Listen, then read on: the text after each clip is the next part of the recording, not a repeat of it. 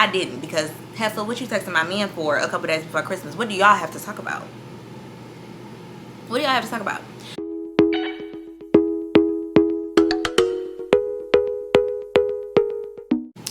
Hi guys, and welcome back to my channel. If you are new here, my name is Jayla. I go by Jayla Says on all of my social media, and I'd appreciate it if you liked, commented, subscribed, shared the video, you know, talk to your girl. I was about to say comment again, but that's what that means. And yeah, all of that. So today's video, as you can tell by the title, is going to be a book review or a book chat, if you will, on one of the books from my Dollar Tree book haul. So if you watched my Dollar Tree book haul, first of all, thank you. I really appreciate it. Second of all, the book, The Surrogate. That's what we're about to get into. Now, this is going to be a part of Jayla's book club. I'm going to try to be very organized with my thoughts, but also the book is just, I have a lot of questions. There is a lot going on. And as I discuss this lovely book, I will be sipping my house cocktail. This is the spiced cherry. I just put it over a little bit of ice. If you're unfamiliar with what house is, it's an aperitif. This video is not sponsored, by the way, but I really like it. And I did a whole video on it, so go ahead and watch that. But I will be sipping as I chat because I'm about to deliver the tea on this book. Or not, because I don't have the answers yet. So if you did not watch my Dollar Tree book haul, I'm not upset. This is the book we will be discussing. It is called The Surrogate. It is by Louise Jensen. I know you can't see her name. And I will read to you what the book is about. It says, she can give you everything you want, but can you trust her? Kat and her husband Nick have tried everything to become parents. All they want is a child to love, but they are beginning to lose hope. Then a lucky encounter with Kat's childhood friend Lisa gives them one last chance. Kat and Lisa were once as close as sisters. The secrets they share mean their trust is for life. Or is it? Just when the couple's dream seems within reach, Kat begins to suspect that she's being watched and Nick is telling her lies. Are the cracks appearing in Kat's perfect picture of the future all in her head, or should she be scared for her life and her family's safety? How far would you go to protect everything you love? Okay?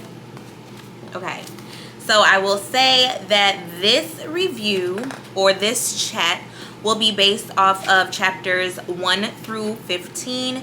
I was gonna try to split it half and half, but the more I read, the more I was ready to just come on here and run my mouth. Like, I have to get these thoughts out of my head before I read another page of this book. So I stopped reading at page 95. Can you see? It says 95. And everything that I say will be based off of information from 1 to 95. If you were interested in reading the book with me, this is where I'm stopping. There will be spoilers, so spoiler alert, I guess. So I'm going to just kind of go, I guess, chapter by chapter, part by part. And shoot, we're just about to get into it.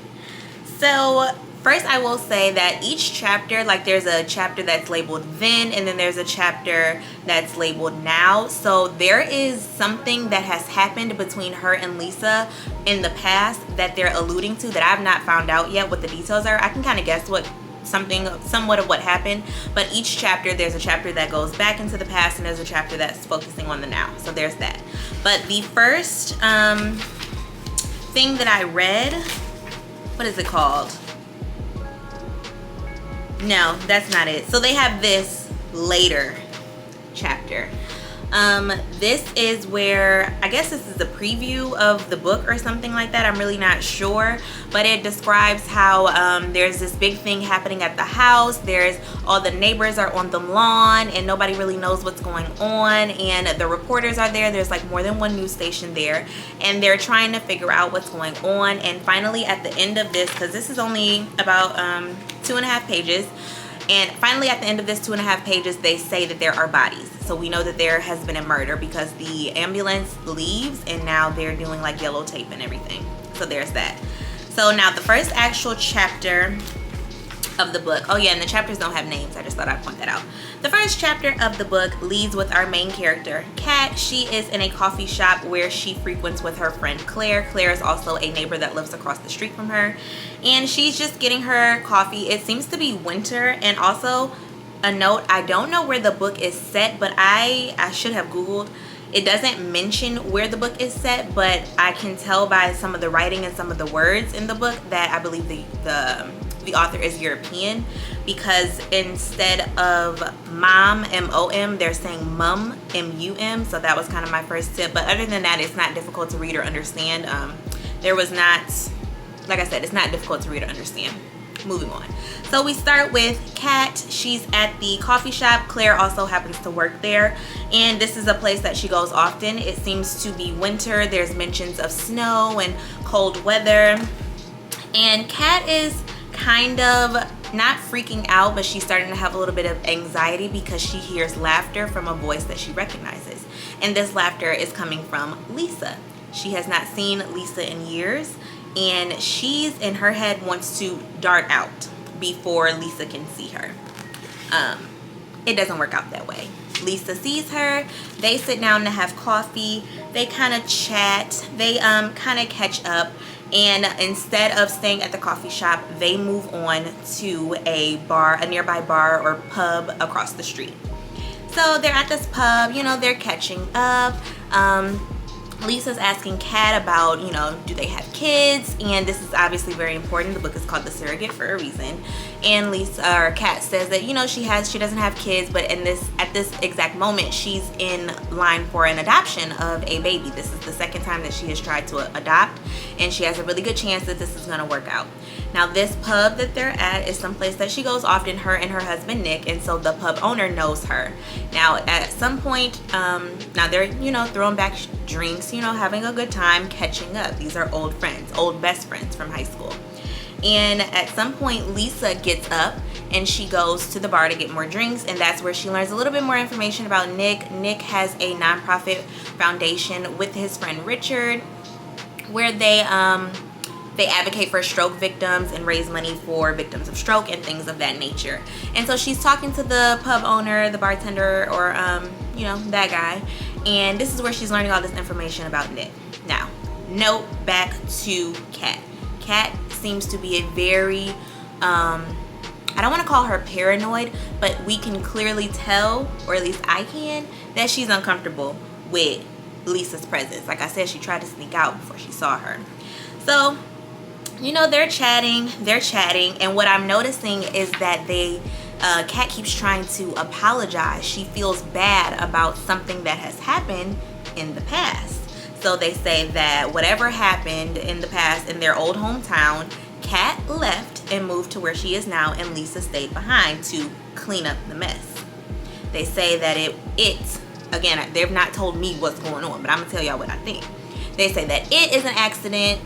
It wasn't her fault. Lisa tells Kat, don't feel guilty. It's not your fault, blah, blah, blah, blah, blah. So they leave the bar.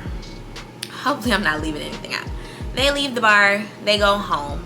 And she has done some shopping that day where she's bought some things for the baby that she's, you know, that they're in talks of adopting or whatever like that. She unpacks. She already has the nursery from the first failed adoption. She's spending time in the nursery, yada, yada, yada. So then Nick comes home.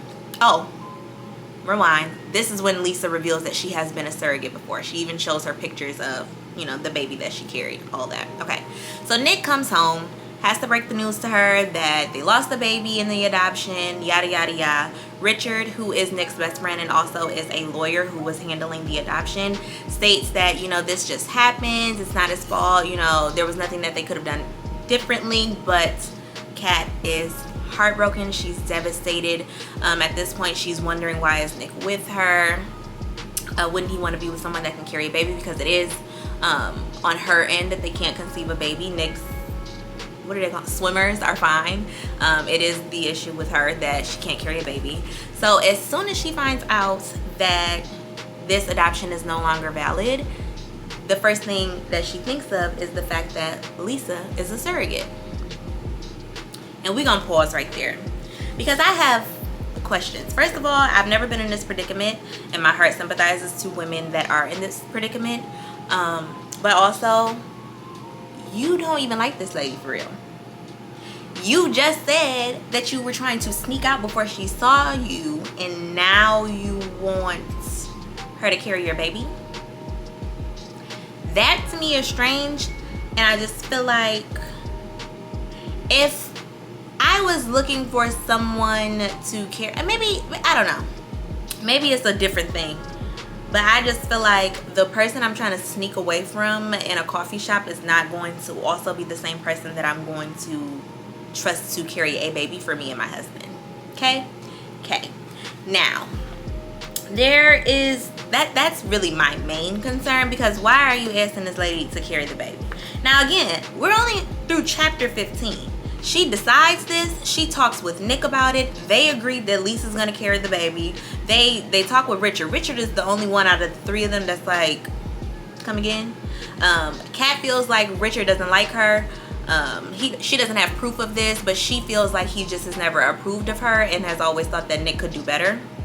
Now maybe her decision making skills are not really there, and maybe that's why he has felt that way. But the way that the book is written, they seem to have a very healthy and happy marriage. This seems to be the only hang up. Like, they don't really have, money issues at this point in the book. There is no talks of infidelity or anything like that. They seem to, be doing all right. They have a home together. She works for the foundation that him and his best friend have built. So they seem to have a happy, healthy marriage. The only issue is that they cannot conceive a baby. So they bring it to Richard, who's the lawyer. Richard is also the same person, like I said, who handled the first 2 adoption attempts. And they tell him that they've, found a surrogate, and Richard at this point is ignoring Kat completely. And he's talking, they have a meeting. He's talking directly to Nick. He's like, Nick, are you sure about this?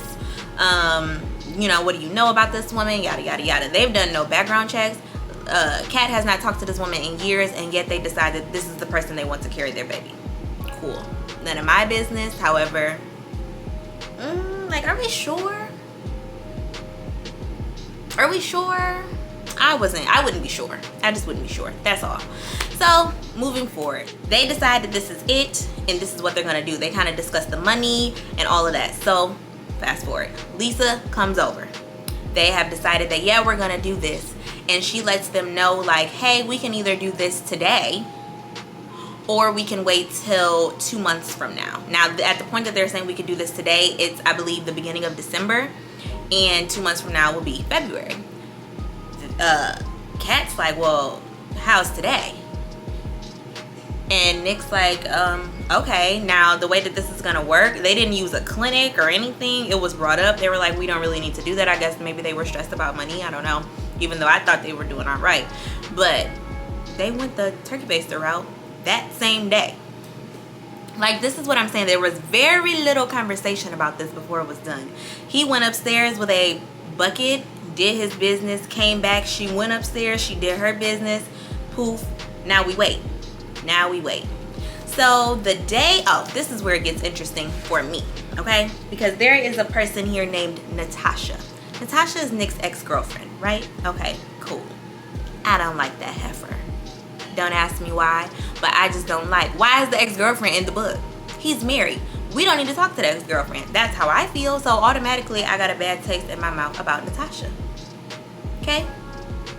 So it's I believe maybe a few days before Christmas. I don't think it was Christmas Eve. Could be. I don't know. But Natasha texts Nick. Doesn't say what the text message said, but it says that Nick read the message and became a little bit rigid, didn't quite say annoyed or alarmed, but he becomes rigid. But at the same time that he receives a text from Natasha, he lets Kat know. He didn't keep it a secret, like, kudos, good job. But at the same time he received this text from his ex-girlfriend, Kat receives a text from Lisa that reads, Happy Christmas, Mummy, meaning that she has actually, gotten pregnant, because it doesn't happen on the first try. So now we forget all about Natasha. They forgot about Natasha. I didn't, because, Heifer, what you texting my man for a couple days before Christmas? What do y'all have to talk about? What do y'all have to talk about? So, she sends it, she gets a text. So now Kat's, of course, on cloud 9. Her friend's pregnant with her baby. Like, they seem to have been, gotten right back like this. How? I don't know. But cool. So we're going to stick a pin in the present, and we're going to go back to the past. Cool. So they've been friends since, like, high school, right? They've been friends since high school.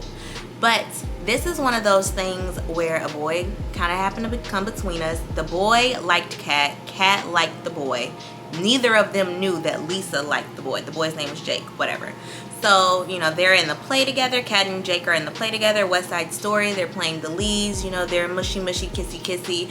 Now they're boyfriend and girlfriend. And Lisa's mad. I get they're alluding to her being like overweight or being bigger than the other girls. So, of course, that plays a part with boys because boys are dumb, especially in high school. Yada, yada, yada. So, there's a sense of jealousy there.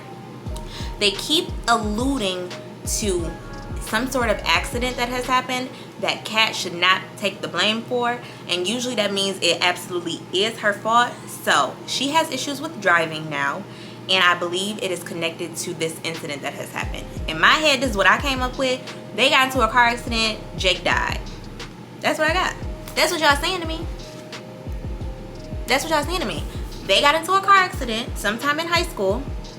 Jake, which was her boyfriend and also the guy that Lisa liked, has passed away. They haven't quite said this, but this is what I got. Okay, cool. So when she's saying that she left Lisa to clean up the mess, Kat went off to college and Lisa didn't. She stayed behind, and so now everybody's looking at her, I guess, pointing the finger about whatever this accident was. And the only reason I've deduced this is because now Kat is afraid to drive. She takes a taxi everywhere unless she absolutely has to drive. Okay, cool. So now, oh, and they also mentioned, you know, about Nick's childhood, her childhood. That's not important to me. They both kind of had it rough. Yada, yada, yada. We all got it rough. So now let's just go to,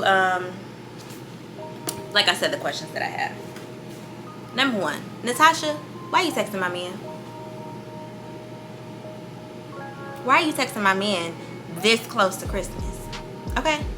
Why are you texting my man? Number two, Kat, I understand. No, I don't understand. I'm not going to say I understand, but I can see that you want a baby so badly that you are willing to go into parenthood partnership with your ex-best friend, but she needs to be watched.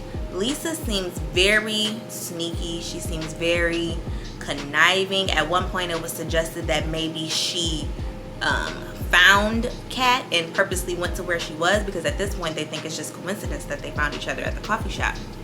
I just don't think so. I don't think so. Any Lifetime movie you've seen will show that this girl stalked her out, found her, knew where she was, all of that. Knew what was going on. How she knew, I don't know. But yeah, and they keep saying these little remarks that she's making. I'm just not getting good vibes from Lisa. But then it circles back to Kat, because Kat, why would you ask this lady? Like, it just all happened so fast. Like, you've not spoken with her in years. You guys did not leave off on good terms, and now she's carrying your baby. And you're bringing her in your house with your husband. But also, Nick is not innocent, because again, let's circle back. Why is Natasha texting you? And also, they had a Christmas party, and the next day when Kat was putting the clothes in the laundry, it was lipstick on, not a Christmas party, a New Year's Eve party, and it was lipstick on his collar. Who lipstick was it? It wasn't Kat's. They made sure to tell me that. Wasn't Kat's. So now I just feel like, in the next few chapters, they are going to hopefully tell us what this accident was, even though I'm pretty sure it was a car accident. That's why she's afraid to drive. But they also kind of alluded to something happening before the car accident that caused the car accident.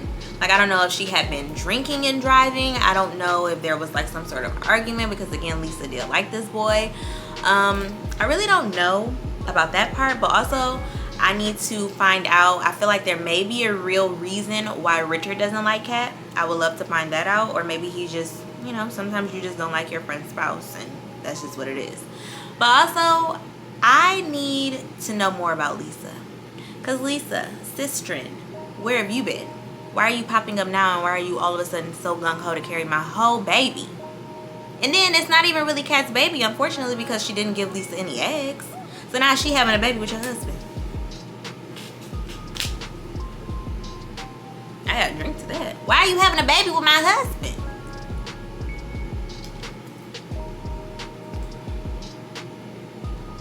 I don't know. I don't know.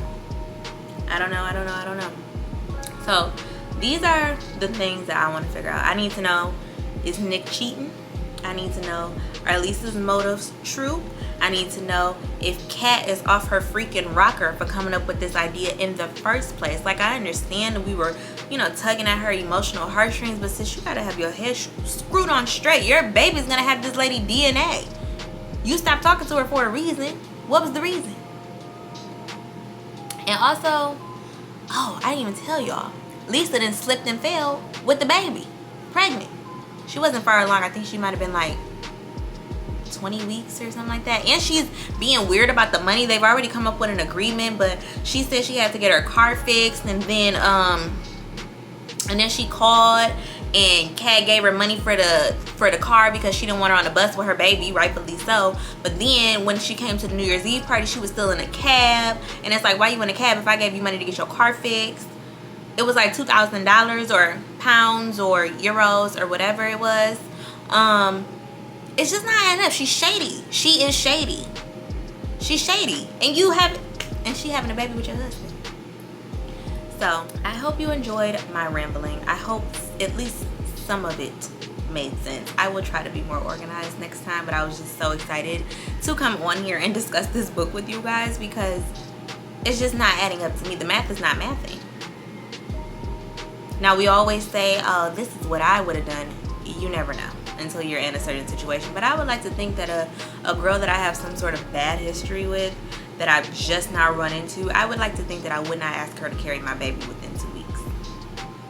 That's just me. Who knows? Maybe things will change. But hopefully you enjoyed this video. There will be at least another part once I read more of the book. I don't know if I'm going to do 1 more part or 2 more parts. But there will be more parts because I have to ramble about this book. I have to. So that is it for today's video. I hope you enjoyed. Be sure to comment down below and talk to me about what you think about this book. Am I tripping? Do you guys trust Lisa thus far? Do you think that Nick is a trustworthy husband? Do you think Kat is in her right frame of mind? Find out next time. And don't forget to like, comment, and subscribe. So I'll see you guys in the next video.